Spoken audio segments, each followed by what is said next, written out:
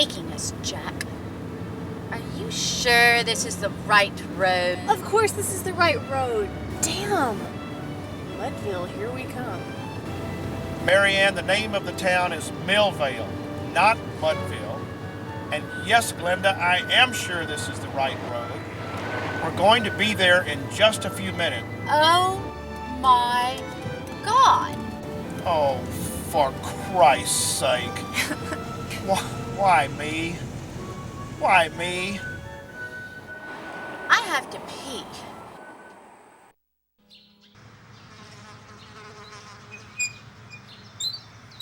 Nice, real nice, Woody. Yep. It has a loose contact. Oh, well, good afternoon, gentlemen. Howdy, Jeff. How you doing? All right. Hey, looky here, a blinking neon sign. That ought to raise Millvale's entertainment value 100%, Woody. Yep. Hey, you get that electric meat slicer your wife's been talking about? Your shop will become a tourist attraction. Should be able to need crowd control on Saturday nights. Oh, yeah. Yep. Hey, who's that coming in a mafia staff car? Well, that's Jack O'Connor, the developer. Looks like he's got his family with him. Guess he's gonna stay this time. O'Connor, the developer. What's he developing? Oh, he's gonna build a new hospital And the death to all mom and pop stores shopping mall. Yeah, I've heard of them. It's not even certain that that commercial center's gonna be built. Town council hasn't even voted on it yet. Oh yeah? Why not? Did the kickback get lost in the mail? Yep. Woody, you don't have to agree with Jeff. Wayne Skinner, our mayor, is an honorable man. And no less on the take than every other council member. Yeah, every day. See you later. Hey.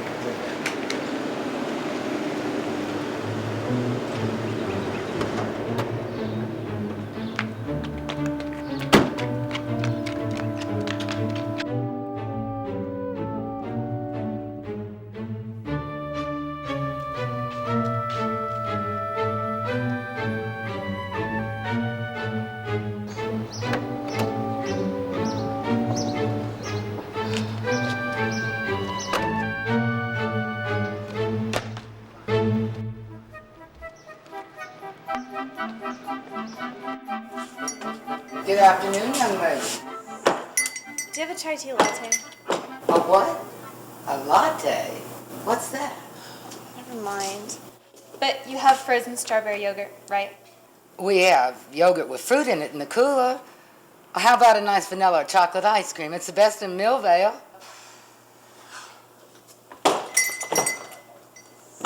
What a strange girl. I wonder what she wanted. Woody, what did she want? Hello, Jack. Hi, Phil. How are you? John fine. Yeah. Well, you got something for me? Yeah.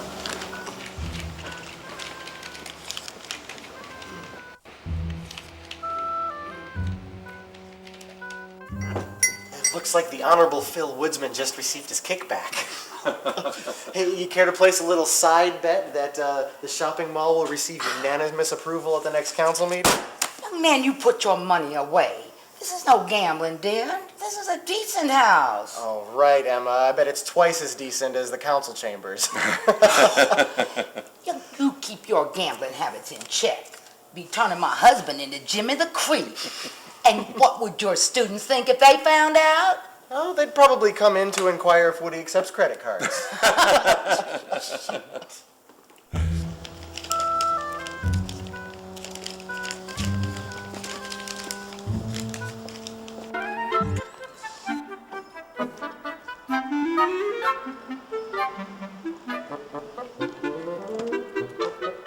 Well, hi there. Welcome to Millvale.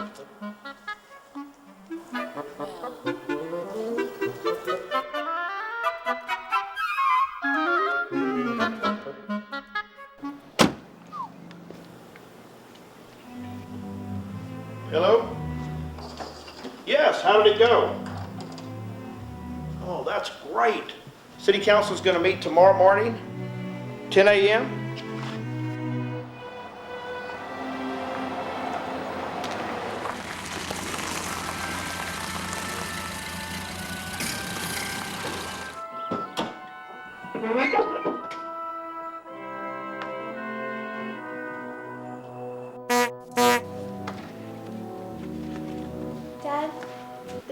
to see you.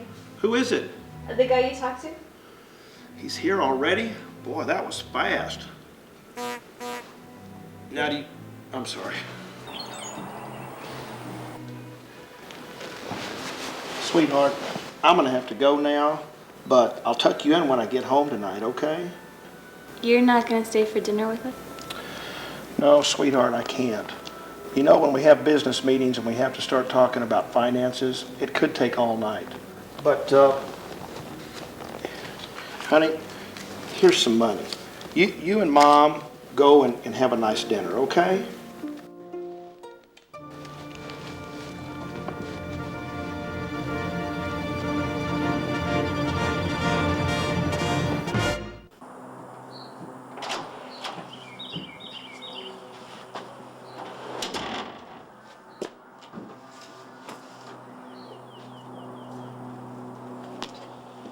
Howdy, Jack. Let's go, Phil.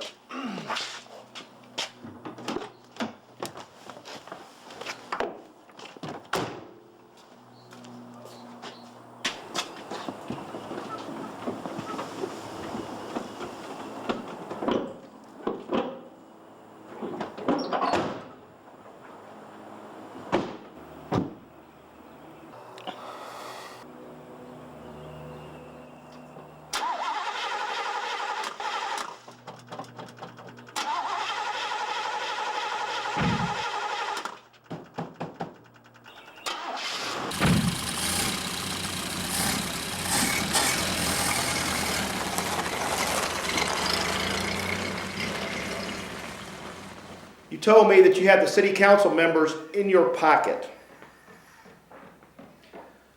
Jack, I remember what I said, and I never said all of them. But I think we have a majority. Well, Phil, that's fine. A majority is all we need. Why are we having this meeting? What I wanted to talk to you about is that damn mayor of ours, Wayne Skinner. Look, Jack, I have talked till I am blue in the face, and this guy will not budge. He is an obstinate, blockheaded son of a bitch. He just will not listen to reason. Bullshit, Phil. Look, you told me that all you had to do was use the magic words and he'd fall over. Now you tell me it ain't so. What am I supposed to believe, huh? How can I put this? Give it to me straight, Phil. No more bullshit. Do you understand?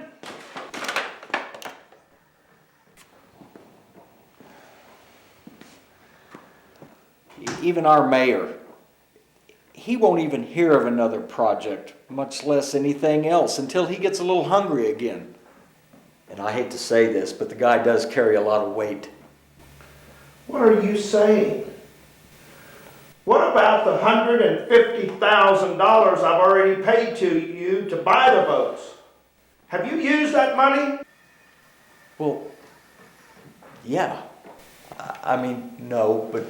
What do you mean? Yes, no, yes, no. Jack, I had debts to pay. You look at me, you shifty-eyed little bastard. I want a complete accounting of all of this money. Do you understand? Yes, Jack. But it's not about the money anyway, but more personality. The hospital project will be dead, Phil, and so will you. You get the picture? Yes, Jack. But here's what my ideas are, okay? First, Marianne! Call your father. Marianne!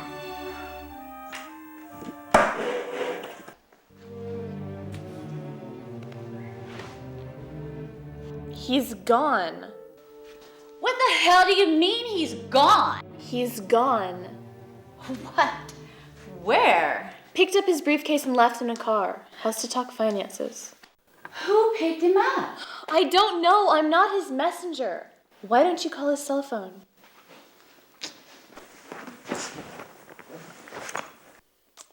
How long will he be gone?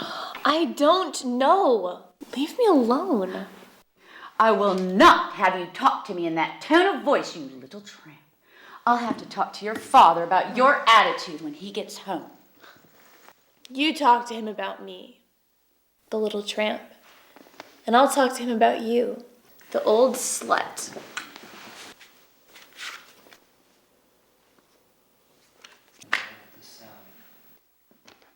What? Where did you get these? From my back pocket. Want to see some more?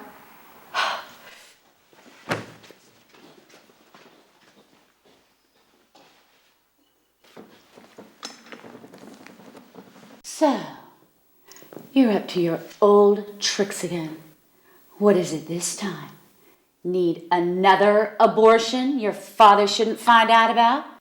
What I want, you would never be able to guess. You're so self-centered, you even take a cry for help as applause. I just wish you were dead.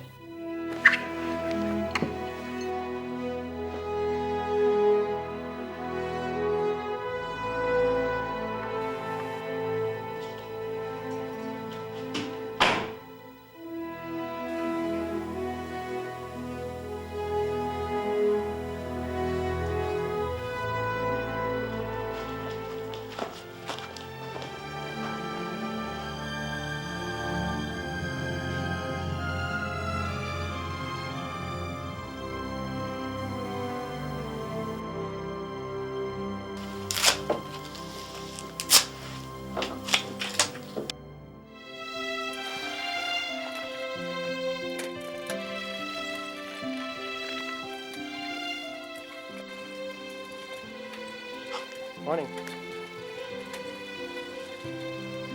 Hey, good morning. How you doing? Morning.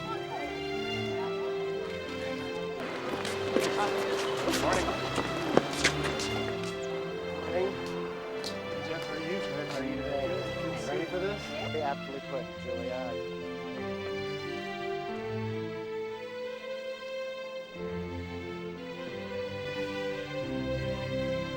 I still can't believe it. Teacher of the Year. Oh, Jeff, you deserve it. After all, 5 of the county's honor students were in your class. The PTA was unanimous in their support and vote for you. Great. Then why didn't the PTA express their appreciation with a letter? I mean, it would mean a lot more to me than this rag signed by the superintendent.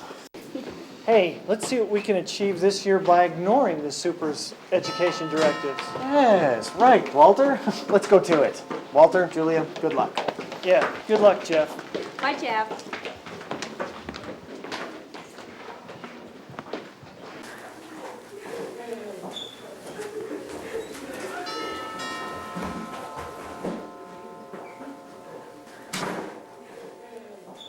Jeff, oh Jeff, I want you to come to my office.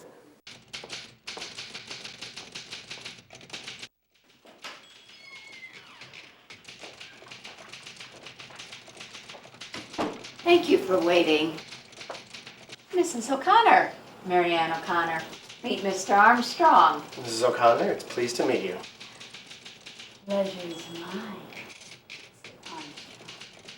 Marianne, hello, and welcome to Millvale High. I'll be your homeroom teacher and your instructor in history and geography, and I also lead the school orchestra. Do you play an instrument? But of course you do. Guitar. She's an accomplished guitarist. Had private lessons in Guadalajara, Mexico, Tucson, Arizona, Little Rock, Arkansas, and... I'm sure that Marianne will tell me all about it in her own good time, won't you, Marianne? The formalities have all been completed? Yes, indeed, and you'll have Marianne's records in your hands by noon today. Good. Well, shall we go on to the homeroom? Come on. You call me now if you have any problems, you hear? Problems? If there's any need for official contact, Mrs. O'Connor, that will come from my office.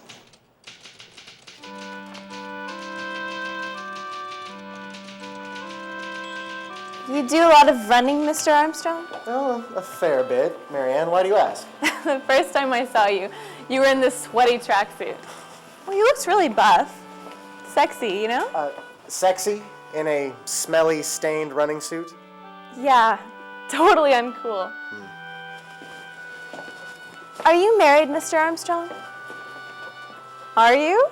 Marianne, I make it a habit not to discuss my personal life with my students, colleagues, or acquaintances.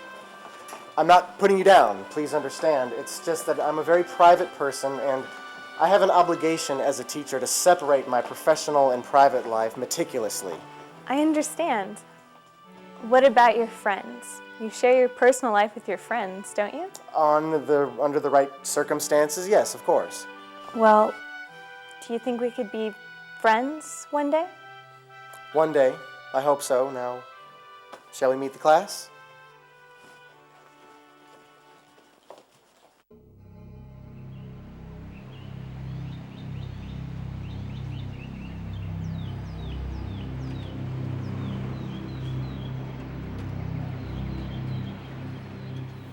The specific section of the report addressed was the status of business and development in Millvale over the last 5 years. For Christ's sake, isn't there an end to these damn minutes?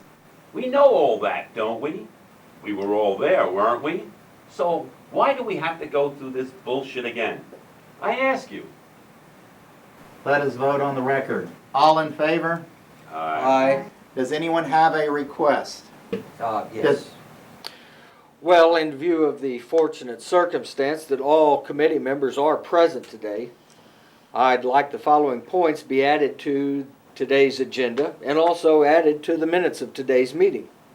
And whereas the developer, Mr. Jack O'Connor, will be here shortly, and whereas... For Christ's sake, will you get to the point and speak English, damn it? What do you want? Mr. Mayor, what I want is a vote on this proposal.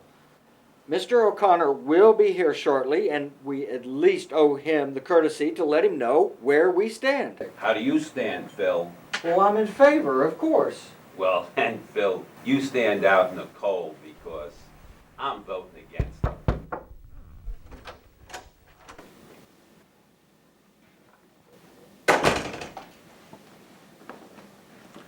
Good morning, ladies, gentlemen, Mr. Mayor. I come before you today as the bearer of good news. Yes, glad tidings for the town of Millvale. I am going to present a proposal to you which encompasses a medical research center, an industrial park, a commercial center, a luxury hotel, a retirement home, a housing project, and a sports and entertainment complex. Each one of these projects must be approved. I trust that you will realize that this proposal presents a change for Millvale which is necessary to keep things the way they are. Indeed, Mr. Mayor, should this committee vote against my proposal, the hospital project will be canceled. I'm going to present each one of you with a copy of the master plan. You will study it, we will discuss it, and you will vote on it.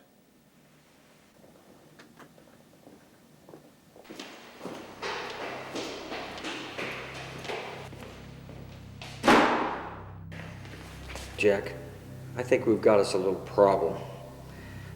The committee right now is split. I've got 2 in favor, 2 against, and 2 undecided. Who are the 2 undecided? Well, the mayor and Ed. He's the guy that owns the concrete company. What about Ed? Well, Ed, I think Ed's wheels just need a little bit of grease, if you know what I mean. You know, he is in a little bit of financial straits. How much? Well, I'd say about 10,000. 10,000? Piss on that, Phil. Give him this and the note, and let's see what happens.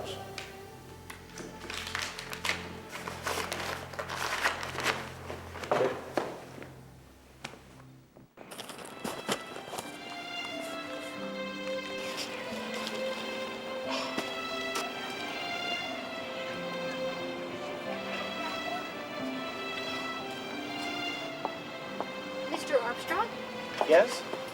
Hello, Good afternoon. I am Mrs. Hernandez. Good afternoon, Mrs. Hernandez. Have we met before? No, we haven't. I'm the mother of Martina and Mario, 2 of your students. Oh, of course, Martin and Mario. You must be very proud of them. Yes, I am. I'm pleased to meet you. Please, have a seat. Thank you.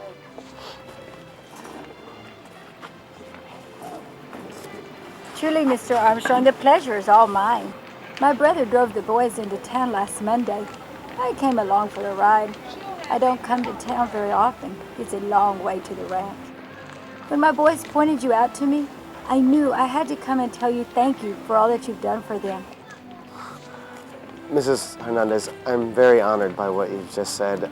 Receiving the gratitude from a parent directly means so much more to me than any of the official honors. You're the first parent to ever come forward with that, and I thank you. Oh, by the way, it was your sons that did all the hard work to receive their honor grades. I'm just their teacher. Oh, no, that's not true. They've told me all about you. They've told me how you treat them with respect, not like dirty Mexican wetbacks like the other people here.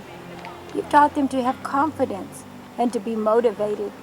I appreciate that. Will you be here for their final year? Oh, yes, of course I will, Mrs. Hernandez. Well, I better be going now. Oh, thank you so much for what you It said. was nice to meet you, and I hope to see you again soon. Thank you.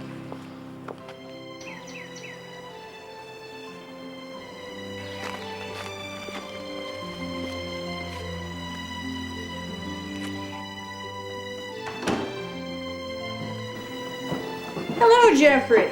How are you? Good. How are you doing today? I'm doing fine. I hope you remembered the coffee. The ladies are coming in a half hour for our little chit-chat. Yes, I did. I remembered. Here it is. Hello, Jeff. How are you? Hello, Mrs. Miller. I'm fine. How are you? Oh. Well, you know what old women are. A little pain here and a little pain there. Jeff, since you won't be with us this afternoon, I just want to tell you at least how proud we are to have you as a teacher in our community. We are so proud of you. You've done a great job. Thank you. Thank you, Ethel. I'm touched. Well, you just keep up the good work. Oh, I will. To the best of my ability.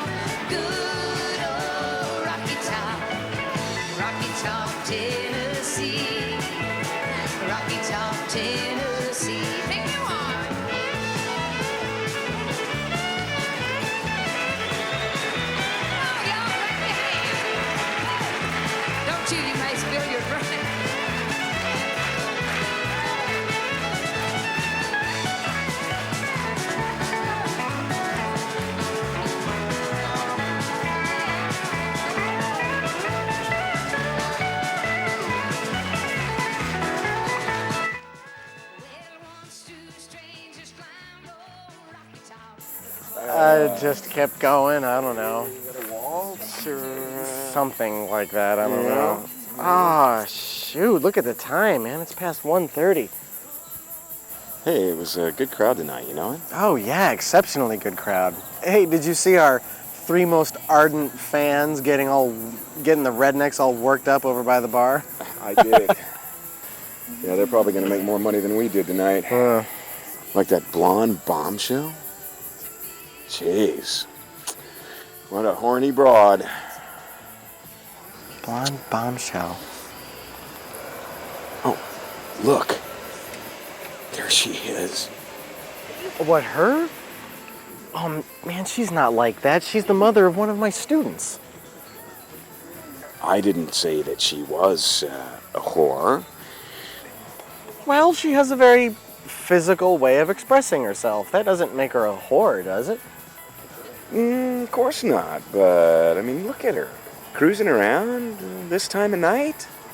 Well, I'm gonna get out of here. I've got a rough weekend coming up coaching the, regional orchestra competition. Yeah, I need to be up early as well. I'm gonna get down there so I can beat the lineup. What lineup? Oh, down at the construction sites.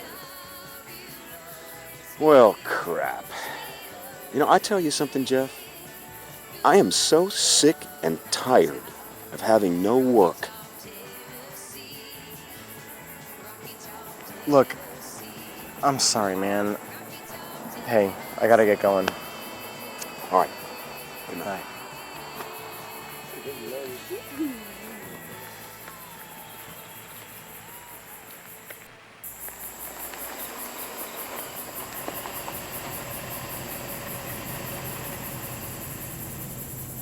Hello, cowboy.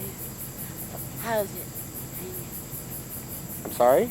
I didn't quite get that. Oh. Well, this cowboy's doing just fine, ma'am, and the last time I looked, everything was hanging in its proper place.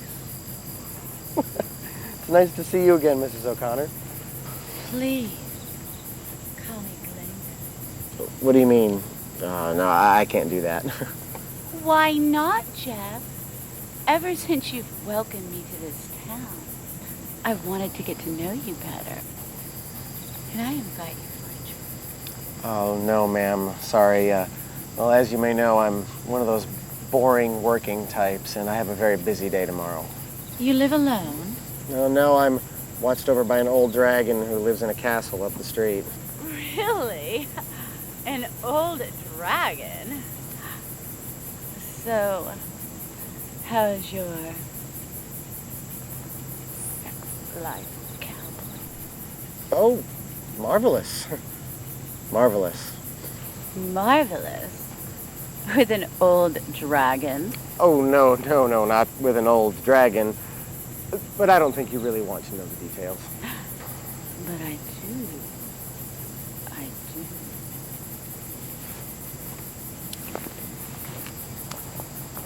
I do push-ups over a bowl of Jell-O.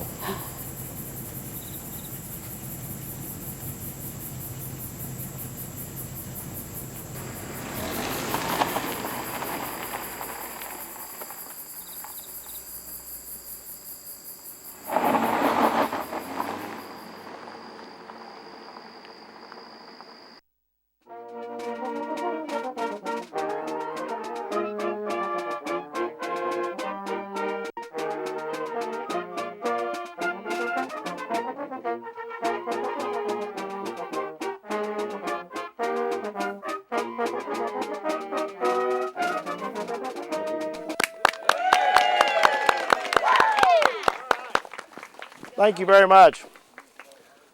Ladies and gentlemen, what a wonderful day it is today. It was not very long ago when the town of Millvale had absolutely no future whatsoever. But thanks to the foresight, the courage to take risks, and the commitment by a group of investors, including myself, the town of Millvale is now on its way into the 21st century. The hospital, the medical research center, and the commercial center are projects that mark just the beginning. There was not one family that was not affected by unemployment, or worse yet, welfare supplements just to survive. That was the past. The financing for the housing project, the luxury hotel, the sports and entertainment complex, and most importantly, the industrial park has already been secured. I'd like to propose a toast now to the town of Millvale, to its wonderful people. Here's to Millvale.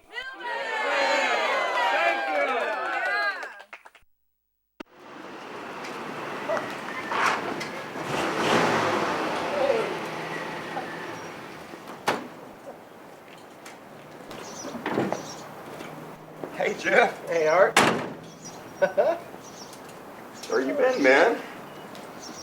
Long time no see. Yeah, says the Spanish soprano recovering from laryngitis. Right. How's it going? Oh, busy, busy, busy. How about you? Is this your rust bucket? Yeah. Yeah, that baby's all mine. The rust and missing nuts and bolts. But, I'll get it in shape. What, did you have a sudden outbreak of affluence? No, I got a job as a carpenter. Yeah, I'm gonna start tomorrow. Ah, good for you. Out at the new hospital site? They needed carpenters, and I need money. It's a perfect match. Oh, yeah. Now, the Charleston Place car dealership is loaded with trade-ins now that all of our town commissioners all bought new cars. Mm-hmm. Would you believe it? This is the mayor's old truck. Well, since he sold his vote and soul to Jack O'Connor, I'd believe anything. I wonder, Art, do you think that the people of Millvale are smart or stupid for showing their contempt for the local government this way? Stupid.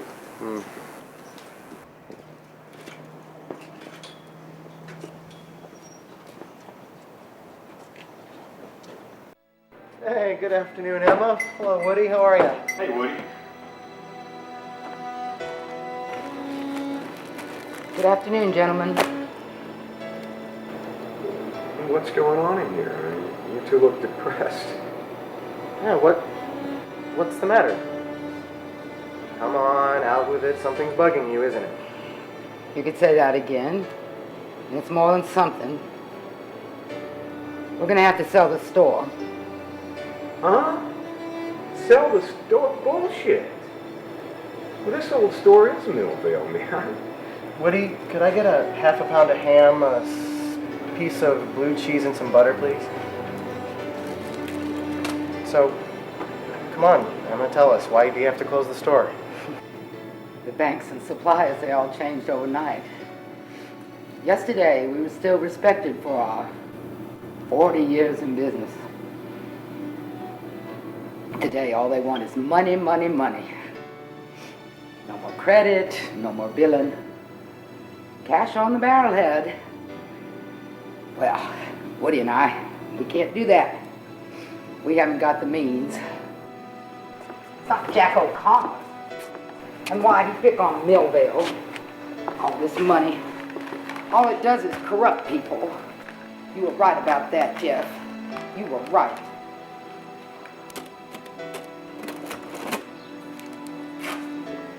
So, what are you gonna do?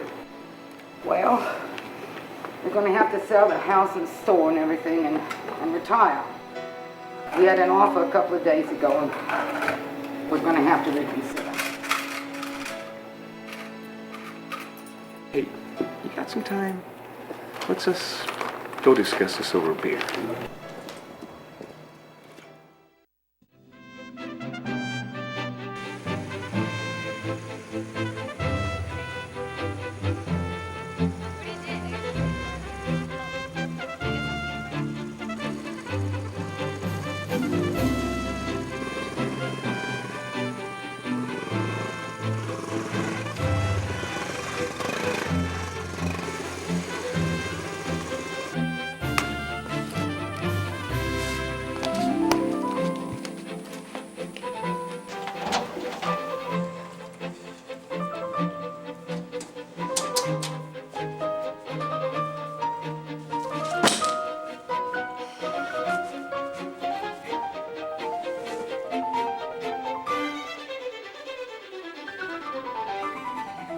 Daddy!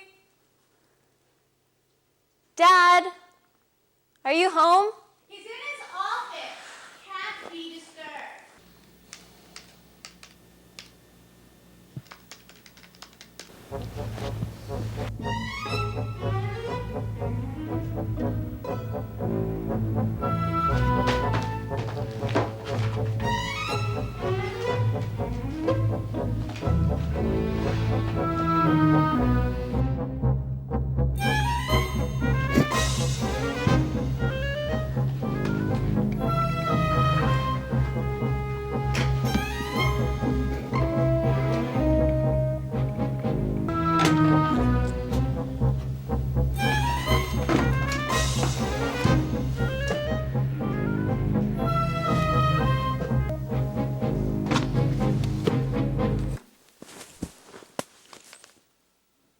What's your book about? It's about the powerlessness of being in love, how it devours the inside of a person like a deadly virus. The beauty of writing is you can have things work out the way they never seem to in life. Ilva will help you get settled in the guest cottage. Well, here we are. There are things that I take from real life that work for the story. So is everything in this book true? Here we go again. Would you like some tea? Helfen bei.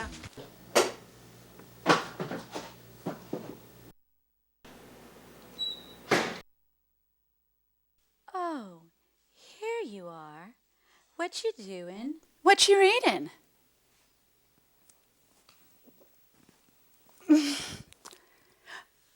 The Kama Sutra? I understand you, honey. Curiosity about obtaining sexual pleasure is only natural. I'm sorry about what I said about Mr. Armstrong. I mean, can you really blame me? He's just so attractive, so manly. I mean, how do you get along with him? There's a lot for you to learn about the relationship between men and women. Not from you. A couple of days ago, you spewed all you knew. Big tits, a firm ass, a whore in bed, and an angel in the kitchen. That's what a man wants in a woman. What wisdom. It's like you were born in the wrong century or something. You'd be happy if I screwed Jeff right now, wouldn't you? Oh, it's Jeff now, is it? You screw him. Baby, you wouldn't even know how to satisfy his needs. You leave him to me. Never. You hear me? Never, never, never.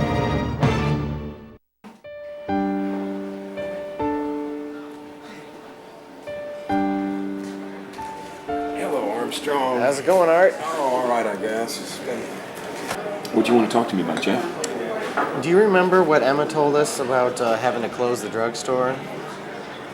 You know, she and Woody are in pretty dire straits right now. I ran into her the other day and she'd asked me if you had found anything out about Albert Gate or the people who are responsible for the real estate deals. No, I really haven't. And tell you the truth, I don't know if I will. Man, when I get off this job at the end of the day, I can tell you, I'm bushed. I mean, I'm just completely finished. What are you saying, Art? I mean, don't you care what's happening to this town? Frankly, no, I don't. Not everything that's happening is bad, you know. And this revitalization, it's brought real money into this town again. It's made it vibrant. Vibrant? How the hell would you know that if all you do is work, eat, sleep, and watch TV? Hey, now don't patronize me, Jeff. After 3 years of being on the dole, I'm making some real money at last. And right now, that's what I care about.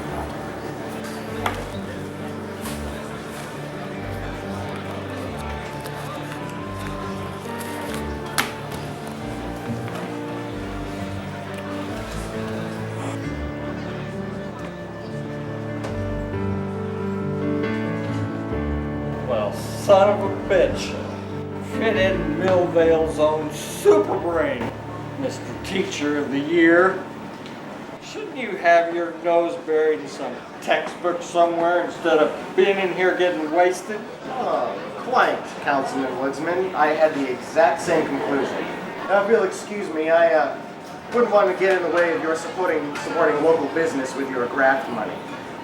What did you say, you son of a bitch?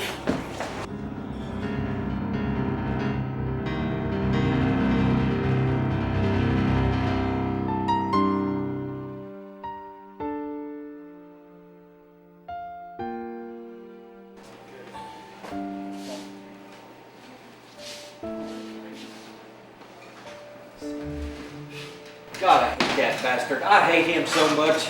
But why? Why? Because he's a muckraker and he's got a foul mouth. You didn't hear what he said, did you? He's been saying some bad things about us. Really? What? You mean he's spreading rumors about you and me? rumors about you. People like me who matter. I mean, I sit on the town council in 6 committees and I chair 3 of them. I mean, I'm a mover and I'm a shaker.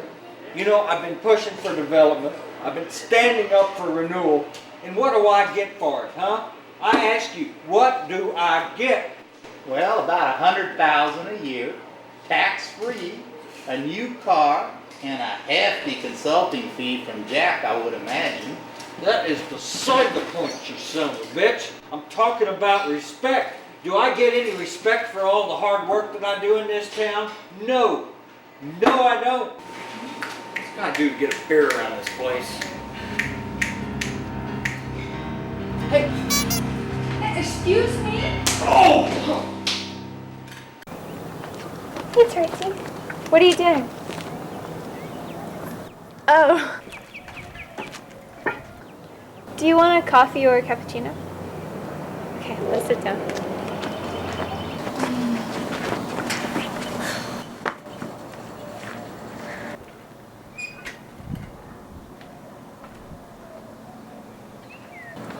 What can I get for you? 2 coffees. School was horrible today. I never knew that the Roman Empire was so cool.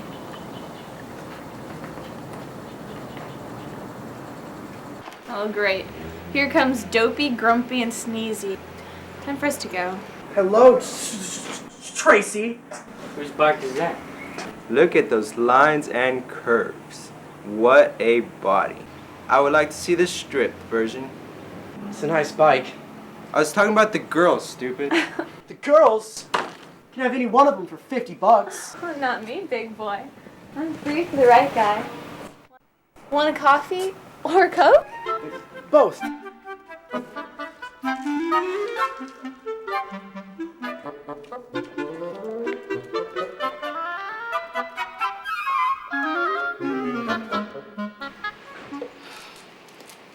Well, let's go. Get on, it's okay.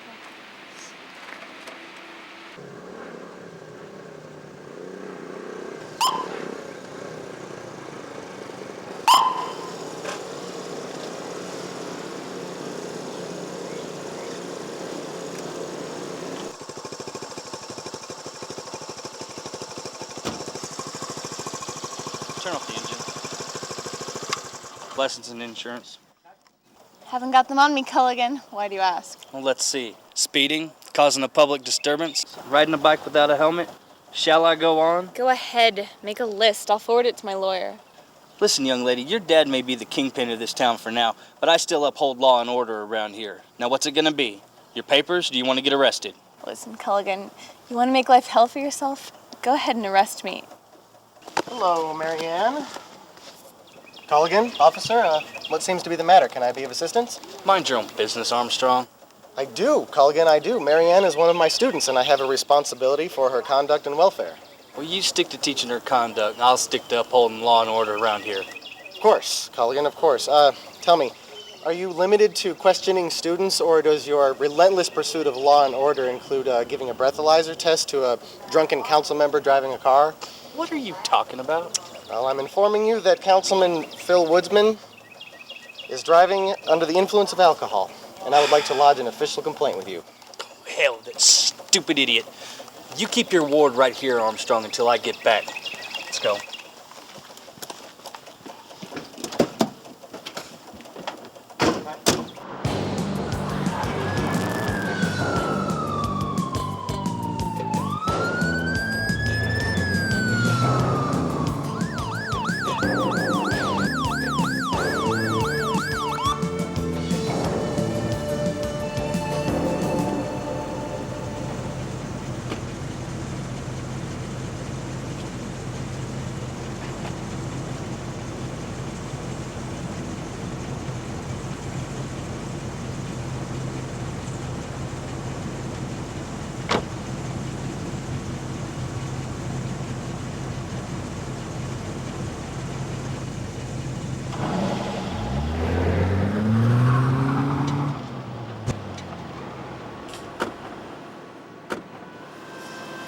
Thanks.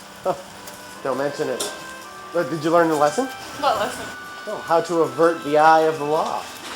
You create a distraction and he's gone. But didn't your dad ever tell you? That's not what I learned from my parents. No? Well, why don't you tell me what you did learn from your parents? Yeah, just leave your bike here. I'll take you in for a milkshake or something.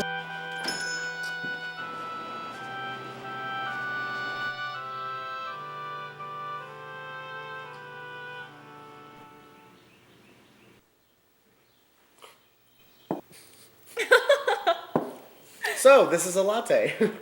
It's not half bad. I'm glad you like it. So, Marianne, tell me a little bit more about your dad. There's not much more to tell. He's really busy. Travels a lot. Do you like him? I mean, do you get along with him? Yeah. He doesn't have time. But when he's home, he tries to make it up to me with presents. Which is, okay. But,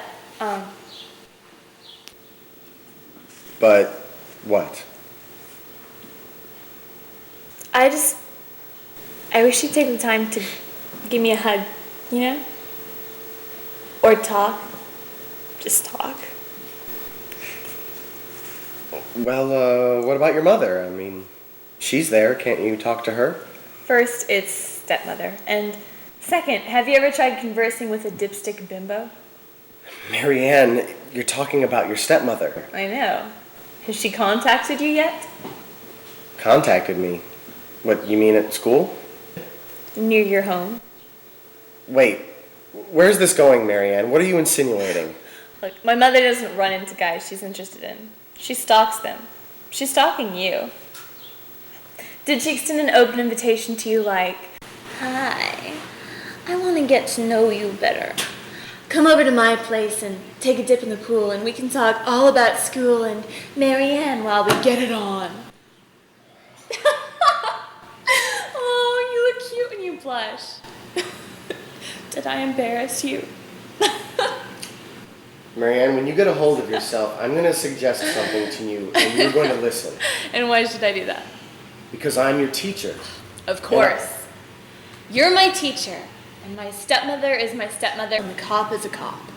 And all of us wear these titles like shields. Shields by which we're supposed to be recognized or revered or despised, whatever the case may be. And nobody will dare to take a peek behind the shields and see the human beings behind them. Stop it. Therefore, I will not call my mother a slut, though she slept with more guys in Millvale than you've had warm breakfast since we got here. And I won't call my father a money-grabbing egomaniac, though he makes millions selling this town down the river. Calm down, for God's sake. And I won't call council a bunch of spineless bastards who sell their vote in this town for pittance and don't give a damn where the money is coming from. And I won't call... Young lady, you stop that right now. I will not have this in my store. What do you want, you old cow? You're just as greedy and spineless as the rest of them. Your store? Huh. You're just holding out for a better price, aren't you? What do you want? $1 million? Name your price. I'll buy it and kick your wrinkled asses in the street where they belong. Get out of this store, you little slut. Get out of here. I was leaving anyway. This party sucks. Woody? Jeff! Emma, go call 911 quick. Hurry!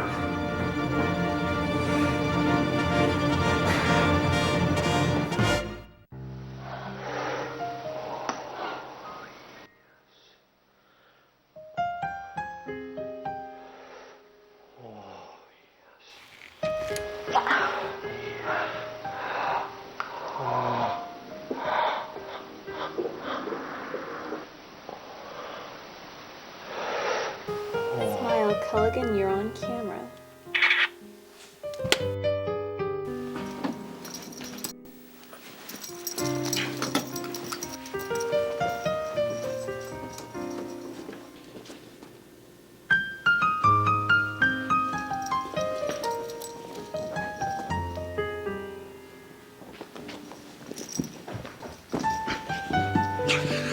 What are you doing here, you little bitch? You're interfering with a police investigation. Police investigation bullshit. I have more than one photo. You suck.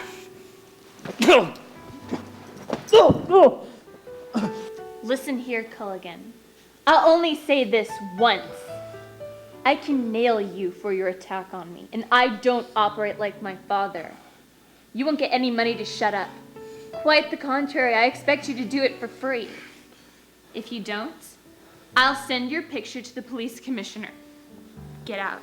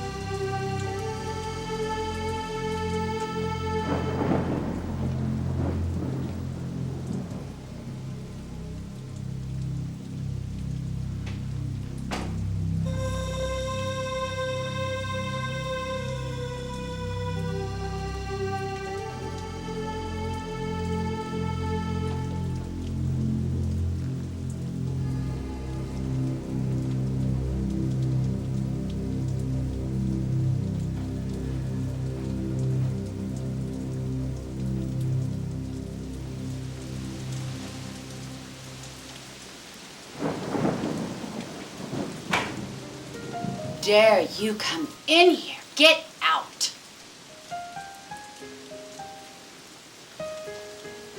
Listen here, princess. This was the last straw. First, you caused the death of this old guy, what's his name, in his drugstore. And now this? I've had it up to here with you. I did what? Yeah, you heard right. You caused the death of this old guy in his drugstore. Heart attack. After you went on this rampage. Jeff called and he told me all about it. You're gonna have to see the school counselor before you get kicked out of school. Bullshit. I'm not gonna go see any idiot counselor. Yes, you will. Jeff is coming over tomorrow night and we will discuss what we're going to do. You and Jeff discuss me? Where, in your bed? You won't discuss anything with Jeff.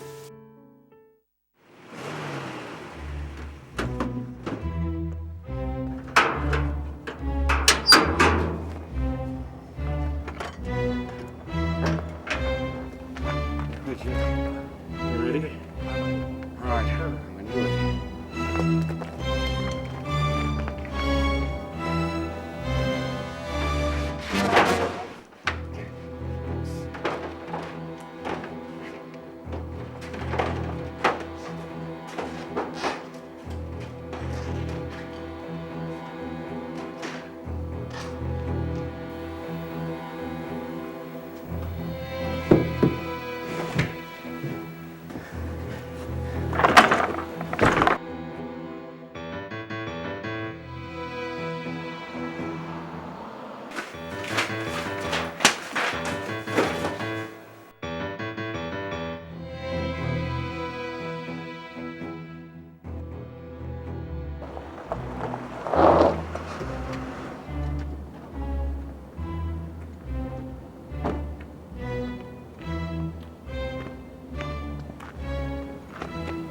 What the hell's going on here?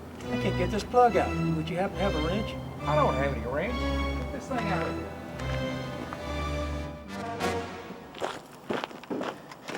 Jake, I got it, man. All right.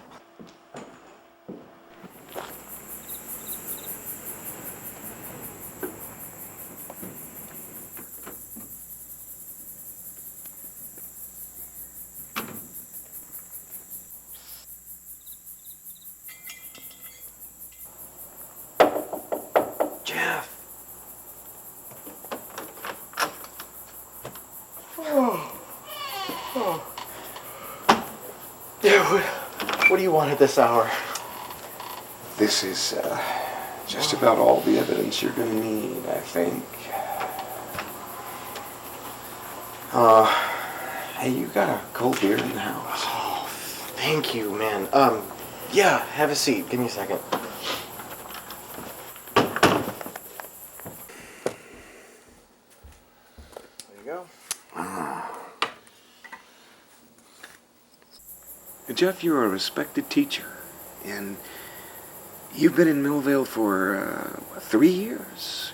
Yeah, 3 years plus. And I bet that there's not one person in this town who even knows where you came from. I mean, you got a family, or why the hell are you even stuck in this town? I know, Art, I know. I find it so difficult to talk about myself. Anyway, I didn't think anyone was interested. Nobody interested? Jeff, this is a small town. 11 years, and 4 months ago there was a spectacular plane crash in Idaho. It was a chartered turboprop packed with students going on a field trip. And it crashed 3 miles short of the landing strip. There was one survivor, a 17-year-old boy, wandering around the crash site looking for his buddies. That was you? Yeah, that was me.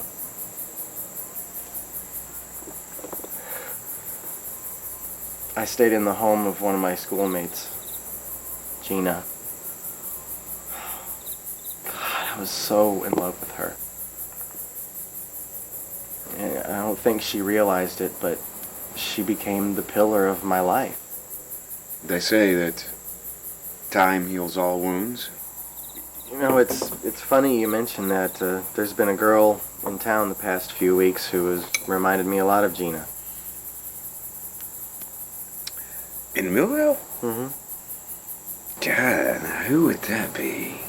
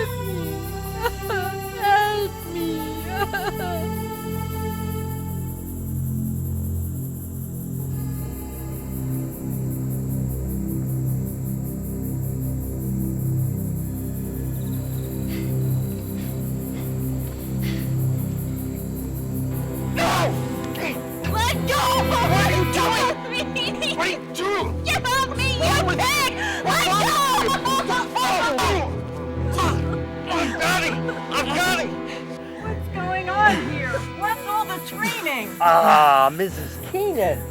Fine bastard you've been harboring under your roof.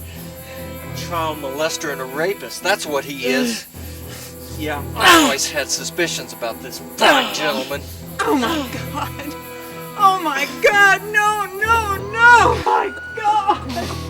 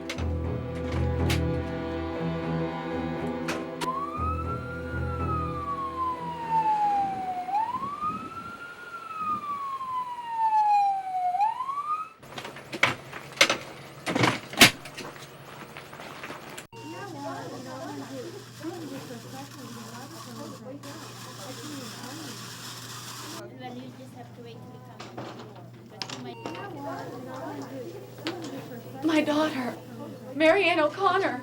Marianne O'Connor, she's here. Can you please find her? Let me look her up in the computer. Can you show her to room 464? I certainly can. Can you come with me, please? Thank you.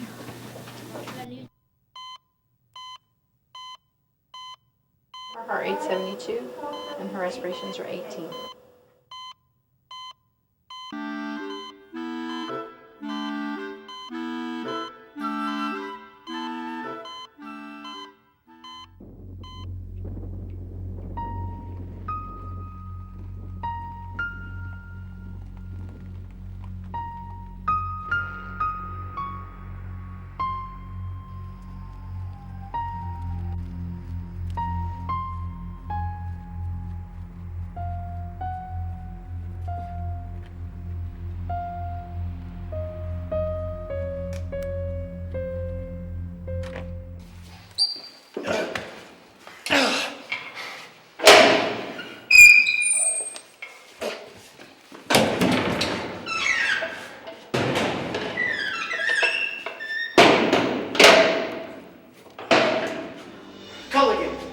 Look, you gotta take these handcuffs off me, man. Look, I have a right to call a lawyer and to medical attention. Culligan!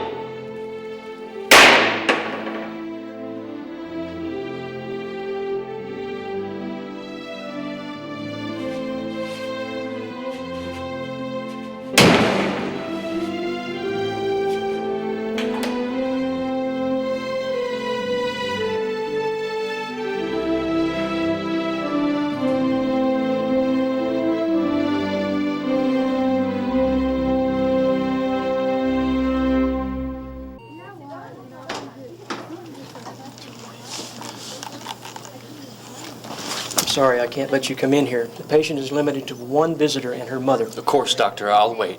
I'd also prefer that you wait with your interrogation until in the morning. She's in shock, and we need to keep her under observation. No problem, doctor. Can you give me an idea of the state she's in? Well, she's been the victim of a vicious assault. Bruises to her face, her neck, her shoulder, the upper regions of her inner thighs. She's been strangled, beaten, and probably or possibly kicked. There is no evidence of sexual intercourse. I guess the assailant will stop just in time. That sounds a lot more serious than I thought. Must have been a real sadistic attack, huh? I'll have to limit that to the medical diagnosis as to the lacerations and bruises that she sustained. You can make your own conclusion in the morning when you've read the report.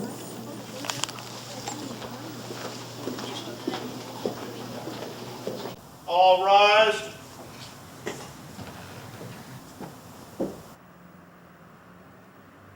Be seated. All quiet, come to order.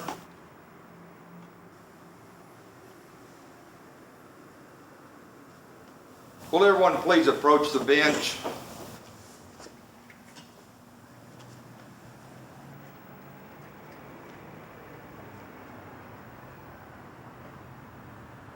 Mr. Armstrong, I have a felony complaint that has been filed against you for attempted aggravated sexual assault. These charges are based upon an affidavit filed by Marianne O'Connor. Have you and your attorney had an opportunity to read these charges? Yes, Your Honor. The defense would like to waive the reading of the complaint at this time and enter a plea of not guilty. Counselor, does the prosecution have a recommendation on the bond? Yes, Your Honor. In light of the seriousness of the charge, the prosecution recommends that no bond be set, and that the defendant, Mr. Armstrong, be remanded to the custody of the county sheriff. And Counselor, what's the defense response to these? Your Honor, in light of Mr. Armstrong's lack of a previous criminal record, his respected position in the community, note his recent Teacher of the Year award, and the fact that Mr. Armstrong poses no flight risk, the defense requests a very low bond, commensurate with the salary of a teacher in this town. These are serious allegations indeed. But in light of your record and your standing in the community, I'll release you on your own recognizance. You're free to go now. Thank you, Your Honor. Thank you. All rise. You know, it's up to you, Mrs. Keenan. If you want to harbor a child molester and a rapist. I don't know. Jeff seemed like such a good man. But what will the neighbors say? Exactly, Mrs. Keenan. What would the neighbors say? You would be an outcast. You'd be shunned and all alone. On the other hand, you could do what any good citizen would do. And I promise you, Mrs. Keenan, it would not be to your detriment. I would be more than happy to cover any of your losses and any inconvenience. How much? Oh, I'd say around 2,000. Make it 3 and you've got a deal. Now, you know I will rely on you to be a character witness. Make it 5. Hello, Art. Now, that would be Mr. Boucher to you. As you wish, Mr. Boucher. I understand you paid your buddy Jeff Armstrong a visit last night. Yeah, I believe I did. Are you aware that Jeff Armstrong was arrested last night? Arrested? On what charge? Rape and assault. Rape and assault? And who did he rape and assault? Mrs. Keenan? No. Marianne O'Connor. What's this got to do with me? Well, in court this morning, Jeff Armstrong had made a statement saying that you were there visiting him at the exact time of the assault, even though we caught him in the act. Are you asking me to commit perjury? Oh, no, nothing of the sort. I'm just asking you to, say, have a little slight bit of amnesia. Oh, yeah? And what if I don't? Look, you're a land surveyor, aren't you? Yeah. With all these projects going on, there's going to be a need for someone with your qualifications. Now, say in return for one court appearance and you just not remembering what time you were there, I could get you the contract on all the surveying, on all the projects. Man, you'd be set for life. And just how would I know that you're going to keep your word? Well, tell you what, you quit this job today, and I think this would probably tide you over until I can get the contracts done.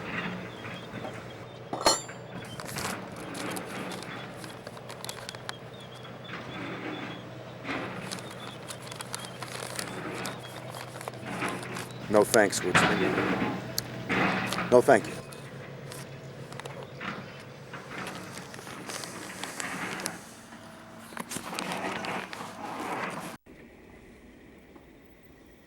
Hey, Jeff, get in. I'll give you a lift.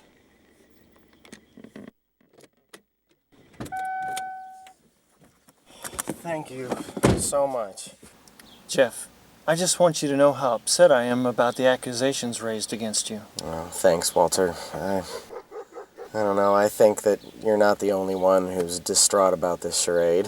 When the news broke this morning in school, there was only one student who was genuinely upset. Well, who was that? Tracy Wexler. You know, the girl with the speech impediment? Really? Huh. I wonder why. I think she knows something. And she is very close to Marianne.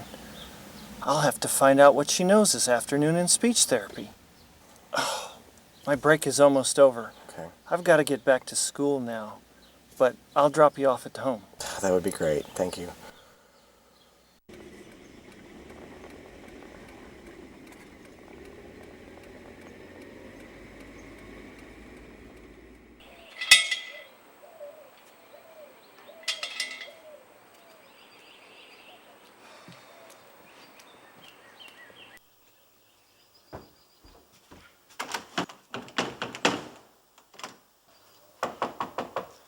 Mrs. Keenan. Mrs. Keenan! Go away. You don't live here anymore. Your stuff is in the shed. What the hell do you mean? This is my home. Open up this door right now or I'll break it down. I'll call the police. Have you gone insane? This is my home. I've paid rent and a security deposit. You have to let me in.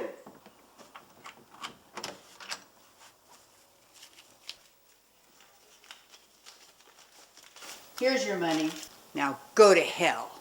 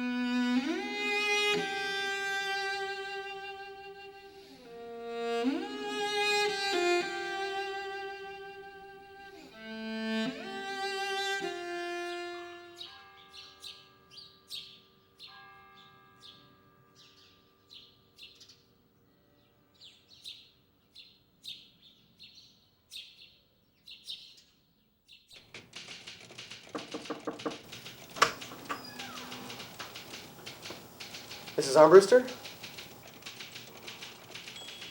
Mrs. Armbruster? Good morning. Jeff Armstrong, what are you doing here? Get out. The school grounds are off limits to you. What the hell are you talking about? The suspension notice.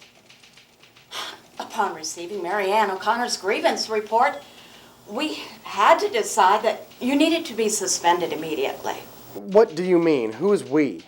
The grievance committee. No, that's impossible. The committee can't reach such a decision without hearing grievance reports from both sides involved, and you haven't heard my side of the story yet. I don't need to hear your side of the story, Jeff Armstrong. Mary Ann O'Connor's report was explicit enough for me to come to a decision. Uh-huh. So, we have a committee of one who decides upon the receipt of a pack of lies what is just and right. And you leave me no choice than to submit my report to the school board and to the superintendent.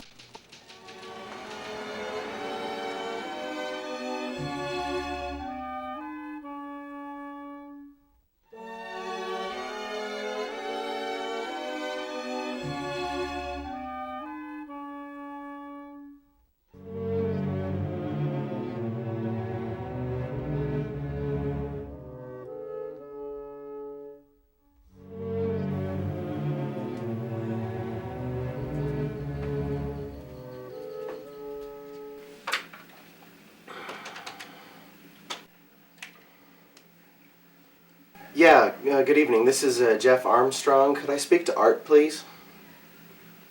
I'm sorry? He's won't be back for a couple of hours. Okay, well, when he gets in, could you have him give me a call at the Wessex Hotel? Yeah, Jeff Armstrong. Okay, thank you.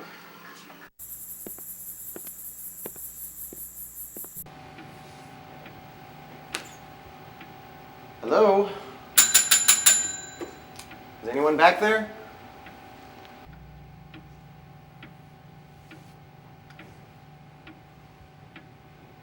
Jack, how are you? Hi. Good business, huh? Salud. Salud. Let me make a couple of calls. I want to book you guys a room at the Wessex Hotel as traveling salesman.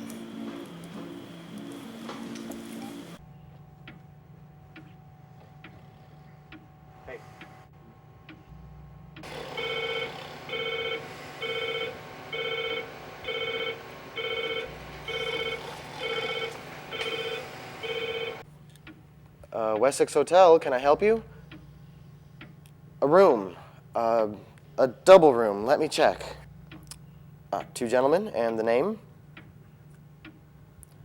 Cardoso. Right. Yes, sir. I'll hold the room until midnight. Okay, thank you. You have to take care of this, Jack. Our cash flow situation demands it. You know what I mean? I don't like this kind of transaction. Why can't you follow proper investment procedures? There's no time, Jack. No time. This was pressed on me in Chicago on the way here. We figured you could use it for materials and services rendered. No questions asked. Yeah, but not to the tune of $12 million in cash. How much is it this time? Jack, 4.5. Are you guys nuts?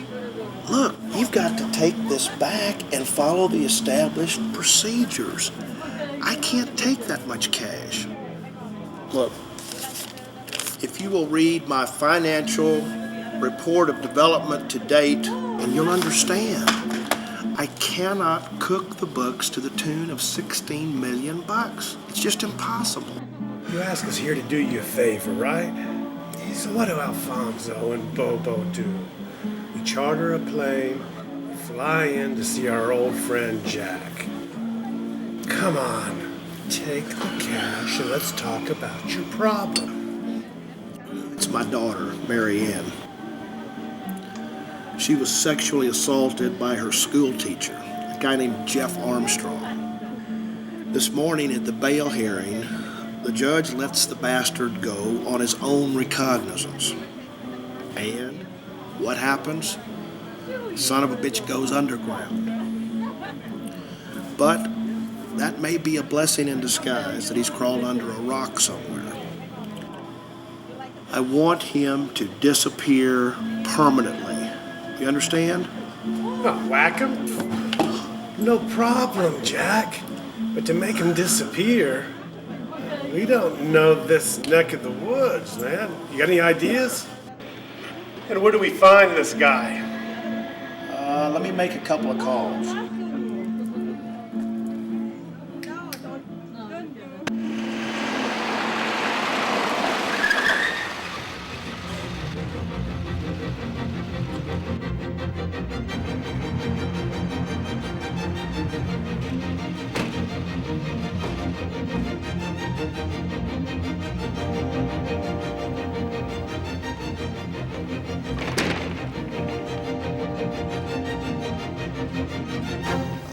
Good evening, gentlemen. Can I help you? Yeah, hi, we've got a reservation. Right. Under what name, please? This ain't exactly the Beverly Hills, pal. How many reservations you got? The name's Cardoso. Of course, Mr. Cardoso, party of two. We understand you got a guy named Armstrong staying here? Armstrong, huh? Armstrong. I'm sorry, sir. He hasn't checked in yet. Are you from the press? No. Why do you ask? Well, because everybody wants to talk to him. A short while ago, 3 reporters just checked out. They were bugging the hell out of me with their questions about Jeff Armstrong and Jack O'Connor. Well, what do they want to know? I mean, why are they so interested in these guys? Oh, I don't know if you really want to know about that since you're from out of town. It's kind of a local thing. Of course we want to know about it if it concerns Mr. Armstrong. Friend of yours? You betcha. He's just dying to see us. Well, I am glad to hear that, because he hasn't any friends left in this town. You see, he's been accused of raping Jack O'Connor's daughter. But in court this morning, he presented some evidence that proves that the entire thing was a setup. Now, here's the twist. The evidence proves that Jack O'Connor has been ripping off the investors that he represents to the tune of millions and millions of dollars. Armstrong presented copies of this evidence to the press, and since then everyone's been wanting to talk to him. He could wipe out this entire town. One of the reporters forgot his file. I was about to mail it to him. Can I take a look at that file? I don't think so, sir. It's the property of one of our guests, and I was going to mail it to them.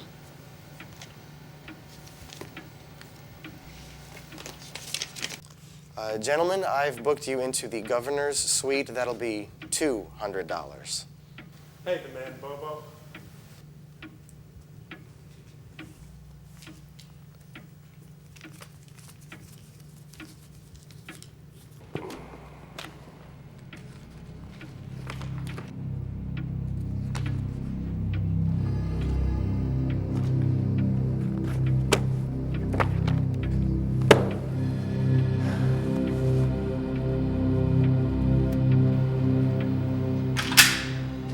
Have you read that report?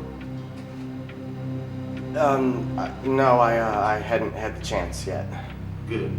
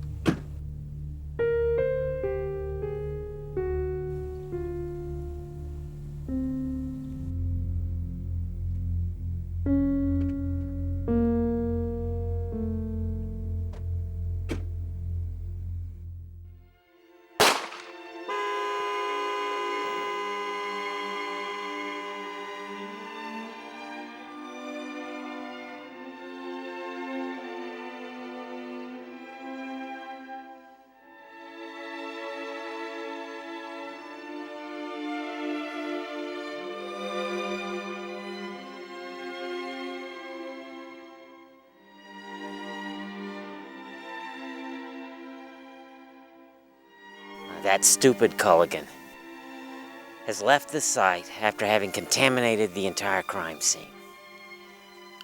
There's no useful footprints, no evidence, no witness. We got squat.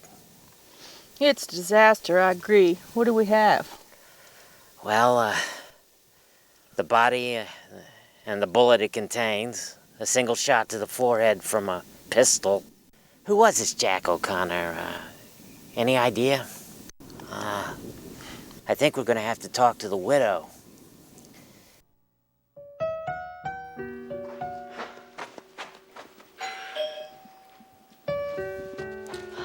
Detective Farnsworth and Officer Culligan are here. There you are, Mrs. O'Connor, the search warrant. Now, if you'll please stay out of the way, within the confines of this property, of course. We'll be finished here in a reasonable amount of time.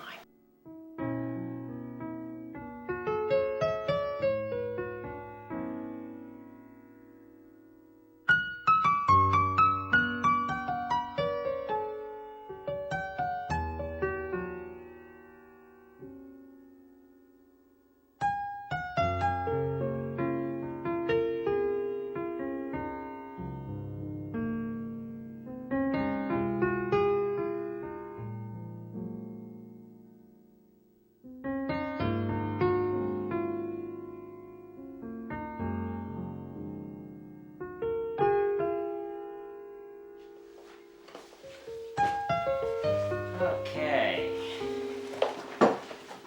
This is it. The big kahuna. Culligan, officer, let's get out of here. I've got everything I need.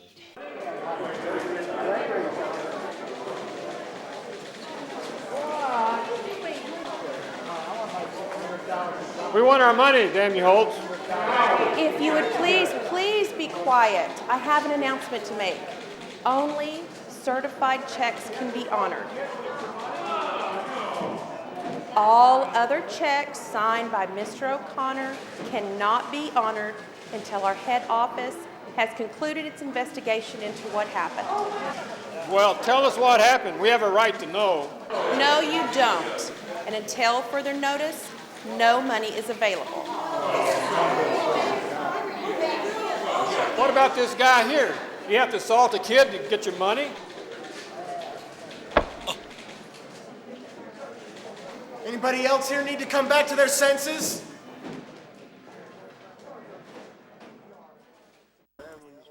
This matter is still under investigation, and once proof has been established, said councilman will be charged and prosecuted. Now, are you here to arrest the councilman on conspiracy charges, and can you reveal his or her name? The answer to that is no to both questions. We're here to arrest several men on charges of fraud and obstruction of justice. Thank you, ladies and gentlemen. That'll be all.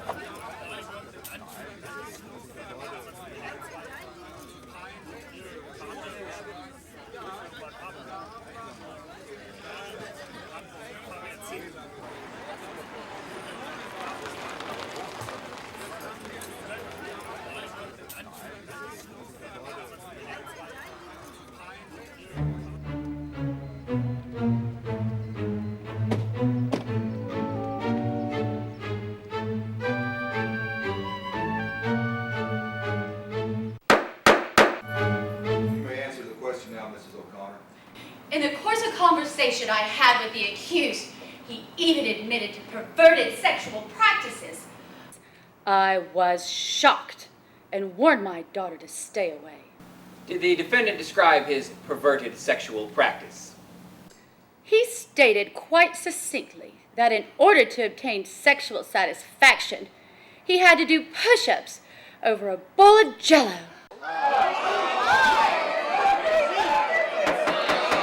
Order in the courtroom. Another outburst and I'll clear this courtroom. Mark my words. Thank you, Mrs. O'Connor. No further questions. Your Honor, I have just been handed a document that is the sworn statement of an eyewitness to the alleged crime. I would offer this statement into evidence at this time and request that it be read by the jury.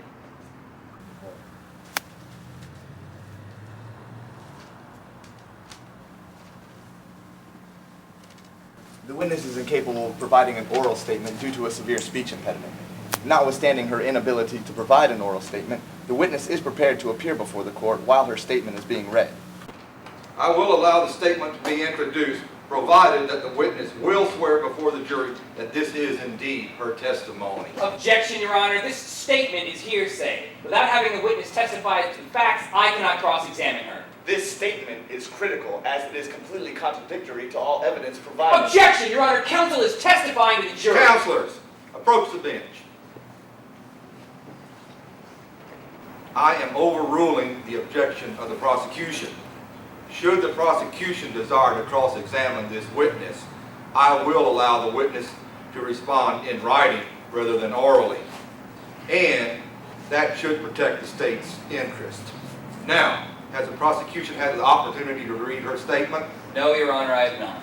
Well, I will allow the jury to hear this statement, and I will have no further bickering in this courtroom. Do you understand? Yes, Your Honor. Yes, Your Honor. Be seated, please.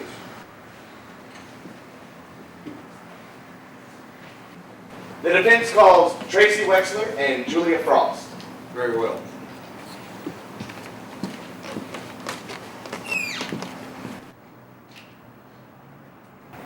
Marianne O'Connor looked hurt when she limped across the street, and then she fell down in Mrs. Keenan's yard.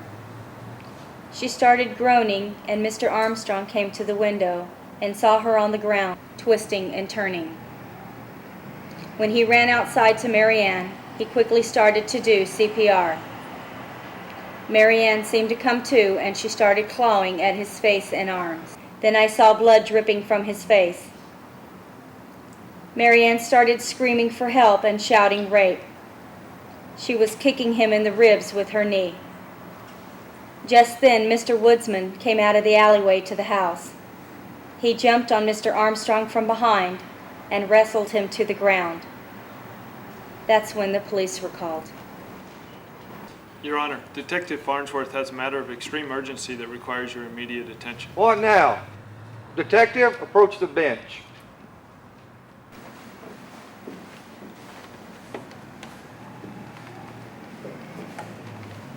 I understand that Bill Woodsman, Clint Barnett, and Constable Joseph Culligan are all in this courtroom.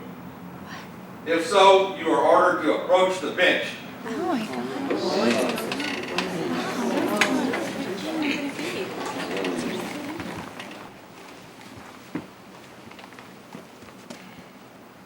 I have a warrant for the arrest of Mr. Phil Woodsman, Mr. Clint Barnett, and Constable Joseph Culligan on the charges of fraud and obstruction of justice.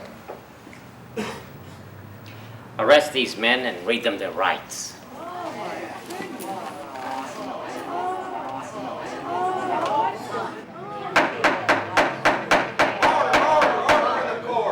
Your Honor, in light of the content of the sworn testimony by Ms. Wexler, I request an immediate dismissal of all charges against Mr. Armstrong. Mr. Prosecutor, unless you have a compelling reason opposing this motion, at this time I must sustain it. Mr. Armstrong, you're free to go. Court's dismissed.